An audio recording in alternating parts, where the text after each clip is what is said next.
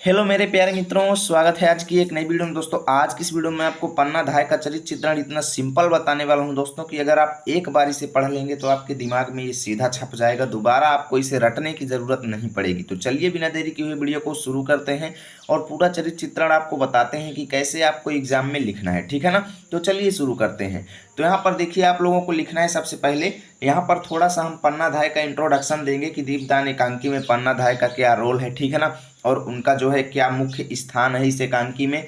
और फिर उसके बाद हम उनकी चारित्रिक विशेषताएं लिखना शुरू करेंगे, ठीक है ना। तो सबसे पहले आप लोग लिख देंगे, पन्ना धाय दीपदान एकांकी की प्रमुख स्त्री पात्र हैं, यानी वो स्त्री हैं, ठीक है ना। वह चित्तौड़ के महाराणा सांगा के 14 वर्षीय पुत्र उदय सिंह की धाय है। अब धाय का मतलब होता है दोस्तों धात्री, पालन पोषण करने वाली, ठीक है ना, रक्षा करने वाली। जैसे आप लोगों के धाय क्या होती हैं, आपकी माता जी होती हैं, ठीक है ना, तो उसी को धाय कहते हैं। तो उदय सिंह के जो है, उदय सिंह की वो धाय थी, यानी उदय सिंह की रक्षा करती थी, जो कि महाराणा सांगा के पुत्र थे, ठीक है ना, 14 साल के थे।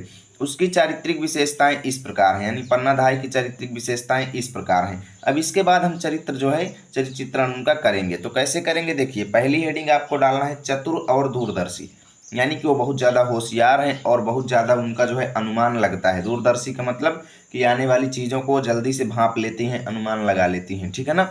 तो लिखेंगे कि पन्ना अत्यंत ही चतुर और दूरदर्शी हैं।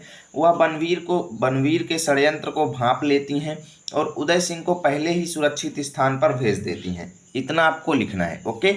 अब देखिए, बनवीर जो था वो उदय सिंह को मारना चाहता था, ठीक है ना। उदय सिंह को क्या करना चाहता था, मारना चाहता था, दीपदान नाम का महोत्सव करके। अगर आप पूरी एकांकी पढ़े होंगे तो आप जानते होंगे, ठीक है ना, लेकिन मैं थोड़ा सा इंट्रोडक्शन आपको बता देता हूँ।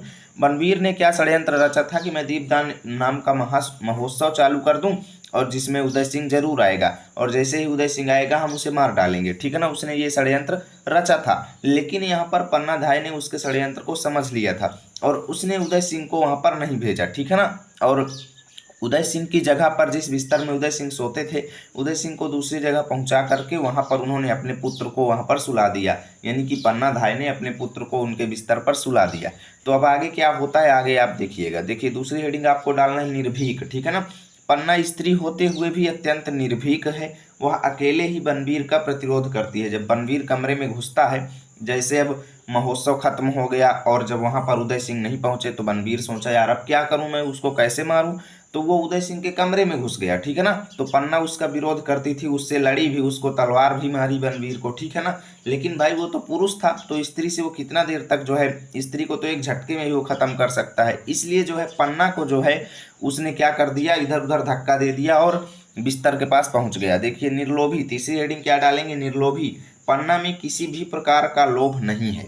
बनवीर उसे मिलाने के लिए अनेक प्रलोभन देता है, किंतु वह उसके प्रलोभन में न आकर अपने कर्तव्य के प्रति निष्ठावान है, ठीक है।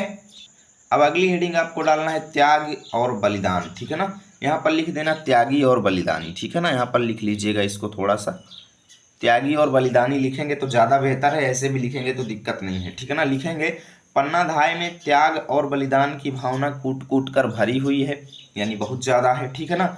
उसमें अटूट कर्तव्य निष्ठा है, यानी अपने कर्तव्य का वो पालन करती है। उदय सिंह की रक्षा के लिए वह अपने पुत्र चंदन को बलि वेदी पर चढ़ा देती है, ठीक।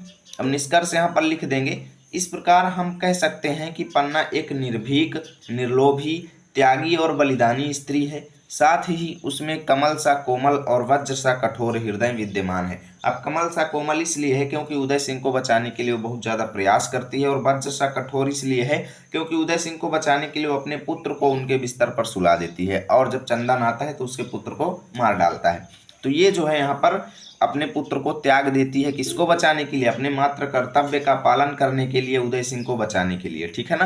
तो इस तरीके से आपको पूरा जो है इनका चरित्र चित्रण लिखना है, 5 हेडिंग लिखना है, ज़्यादा नहीं लिखना है। इतना आप लिख देंगे तो आपके एक भी मार्क्स नहीं कटेंगे। इसकी पीडीएफ चाहिए तो टेलीग्राम पर जाएं, लर्न विथ आरपी सर्च करें, हमारा चैनल आएगा, उसको ज्वाइन करें और फ्री पीडीएफ प्राप्त करें।